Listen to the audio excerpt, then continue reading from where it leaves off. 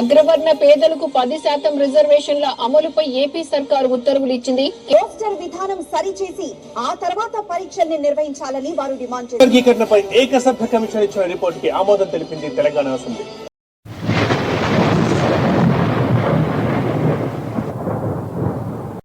Hello Telugu family, welcome to the YouTube channel the Telugu teller.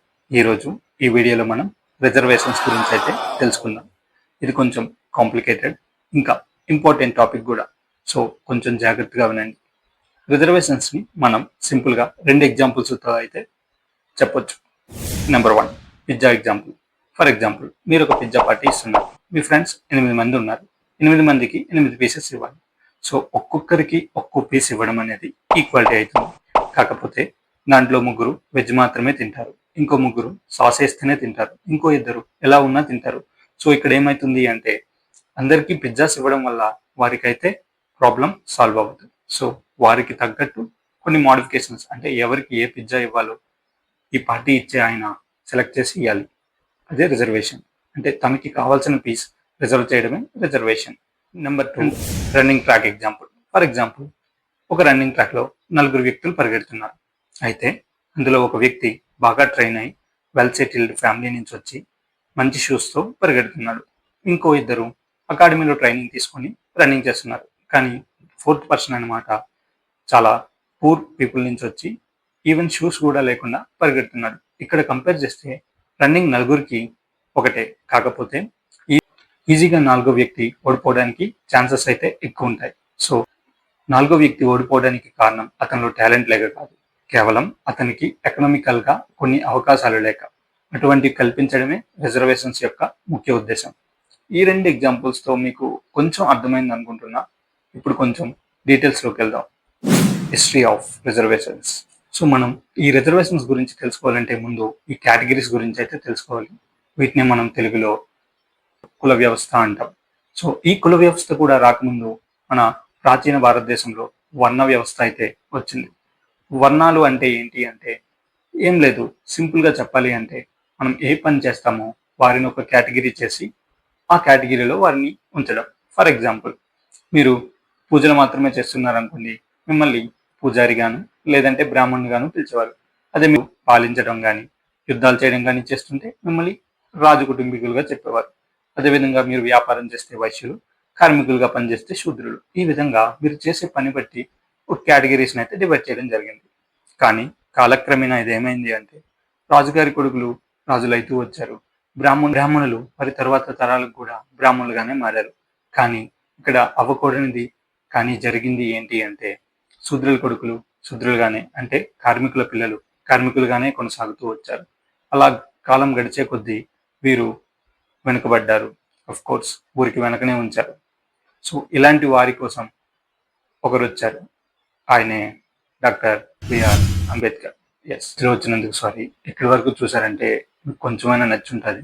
ఛానల్ని like చేసి subscribe చేస్తారని కోరుకుంటున్నాను. అంబేద్కర్ గారు ఏం చేశారో ఈ వీడియోలో అయితే నేను చెప్పట్లేదు, దాన్ని ఇంకోసారి మాట్లాడుకుందాం.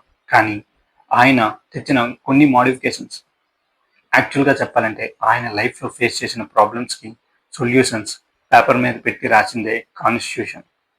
ఇప్పుడు మనం అసలు ఈ రిజర్వేషన్స్లో ఉండే కేటగిరీస్ ఏంటి, వాటి క్లాసిఫికేషన్స్ ఏంటో చూద్దాం. ఎస్సీ, ఎస్టీ, ఓబీసీ, ఈడబ్ల్యూఎస్, ఇవన్నీ ఒక type of categories. SC scheduled class, ఎవరైతే పూర్వం ఈ డిస్క్రిమినేషన్కి లేదంటే అన్టచబుల్స్కి అంటే అంటరాని వారిగా చూసారో వారిని అయితే మనం ఎస్సీ కేటగిరీలో అయితే పెడతాం. షెడ్యూల్డ్ ట్రైబ్స్, వీరు మొత్తం హిల్లీ ఏరియాస్లోనే నివసిస్తుంటారు, అంటే కొండ ప్రాంతాల్లో నివసిస్తుంటారు. వీరికి మెయిన్ స్ట్రీమ్ ఆడియన్స్ అంటే చుట్టుపక్కల ఉండే జనాలతో అంతగా సంబంధం ఉండదు, వీరి ప్రపంచమే వేరే ఉంటుంది. అదేవిధంగా ఓబీసీ, ఓబీసీలో 2 కేటగిరీస్ ఉంటారు, ఒకటి క్రిమీ లేయర్, ఇంకొకటి నాన్ క్రిమీ లేయర్.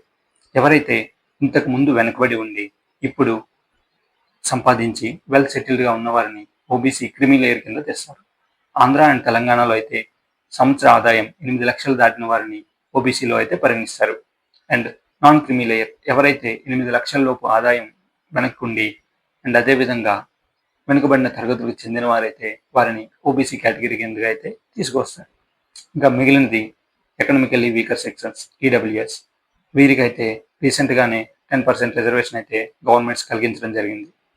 అండ్ వీరు ఎవరు అంటే మిగిలిన వారు, అంటే ఎస్సీ ఎస్టీ ఓబీసీ కేటగిరీలో పరిగణింపకుండా మిగిలిన జనరల్ కేటగిరీలో ఎవరైతే ఎకనామికల్గా వెనుకబడి ఉంటారో వారికైతే 10% రిజర్వేషన్ అయితే కలిగించడం జరుగుతుంది. ఓకే, ఇప్పుడు మీకు రిజర్వేషన్ కేటగిరీస్ గురించి అయితే అర్థమయ్యాయి. అయితే మీరు ఇవి కూడా విని ఉంటారు, ఉమెన్ రిజర్వేషన్ అని, ఫిజికలీ హ్యాండిక్యాప్డ్ రిజర్వేషన్ అని, ఎక్స్ సర్వీస్ మ్యాన్ రిజర్వేషన్ అని, స్పోర్ట్స్ మ్యాన్ కోటా అని. మరి ఇవన్నీ దేని కిందకు వస్తాయి? ఎస్, కరెక్టే, అవి కూడా రిజర్వేషన్స్. ఇక్కడ కొంచెం కాంప్లికేటెడ్గా ఉంటుంది. రెండు వర్డ్స్ని అయితే ఒకసారి అబ్జర్వ్ చేయండి. Number 1 vertical reservation, number 2 horizontal reservation. Vertical reservation అంటే మనం ఇంతకుముందు మాట్లాడినది, అంటే ఎస్సీ ఎస్టీ ఓబీసీ ఈడబ్ల్యూఎస్ ఆ type of reservations. Vertical reservations అంటే women category, ex service man category, sports man quota and physically disabled people కోసం కేటాయించే రిజర్వేషన్స్.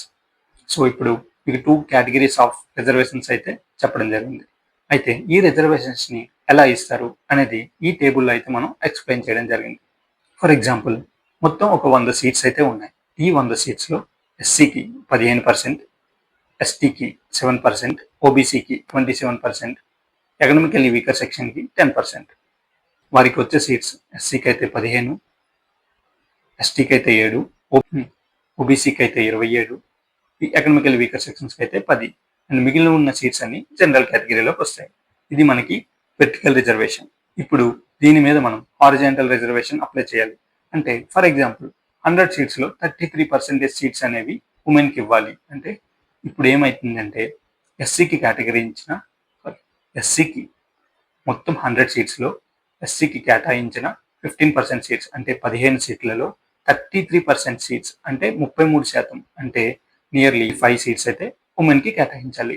అండ్ అదేవిధంగా ఓబీసీకి ఫర్ ఎగ్జాంపుల్ టోటల్ సీట్స్ ఎన్ని 100, అందులో ఓబీసీకి ఎన్ని సీట్స్ 27%, అంటే 27 సీట్స్. సో ఈ 27 సీట్స్లో మళ్ళీ 33% ఉమెన్కి కేటాయించాలి. అంటే ఎన్ని సీట్స్ వస్తాయి? 9 సీట్స్. ఇప్పుడు మీకు అర్థమైంది అనుకుంటా. ఈ విధంగా అయితే మనకి రిజర్వేషన్స్ అయితే కేటాయించడం జరుగుతుంది. యాక్చువల్లీ ఈ వెర్టికల్ అండ్ హారిజాంటల్ రిజర్వేషన్స్ మీదే మనకి ఏపీలో గ్రూప్ 2 రోస్టర్ కేసు అయితే అవ్వడం జరిగింది.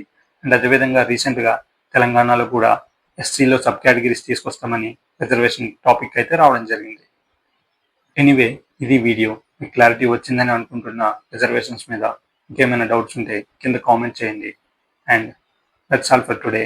నచ్చితే లైక్ చేసి, షేర్ చేసి, సబ్స్క్రైబ్ చేయండి. Shining of the Telugu teller.